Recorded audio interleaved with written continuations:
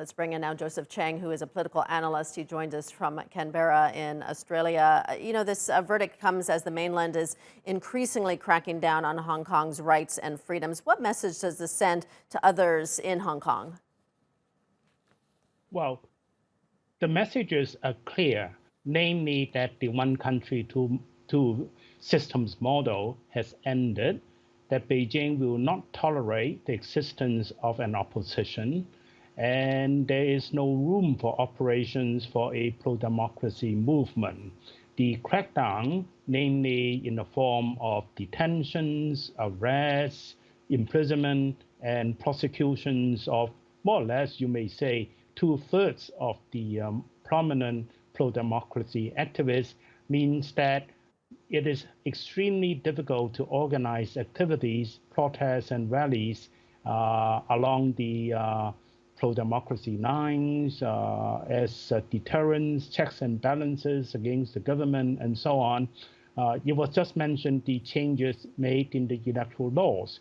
Actually, the changes are so stringent that most pro-democracy parties have indicated that there's no room for them to participate, that the nomination process is so controlled that it is no longer possible for them to take part without begging for support in the nomination process, which is very much in the hands of the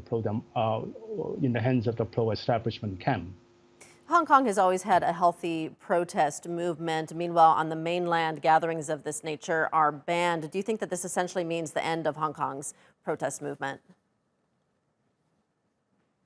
This probably means the absence of any protest activities in the coming 2-3 years, because you have now the national security law, you have an obvious crackdown. Anyone who tries to organize any protest activities will be prosecuted. In fact, he or she will be arrested immediately. And it is extremely difficult for people to participate.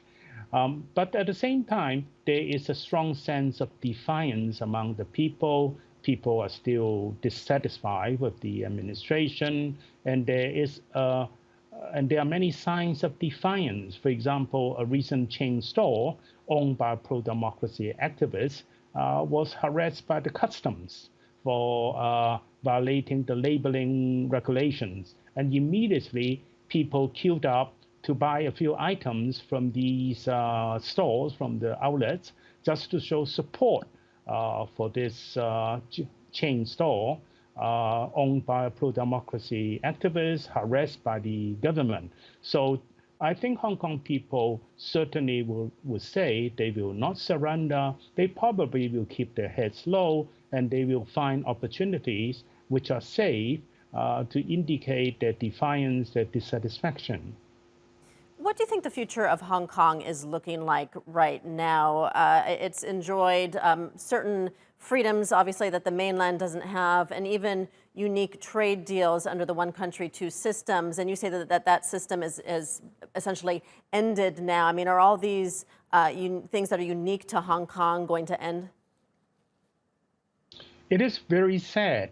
One indication, for example, is the termination of assessing Hong Kong independently on the part of the Heritage Foundation and the Wall Street Journal in the United States for the Freedom of the Economy Index. Hong Kong used to be number 1, number 2 in this survey, in this assessment.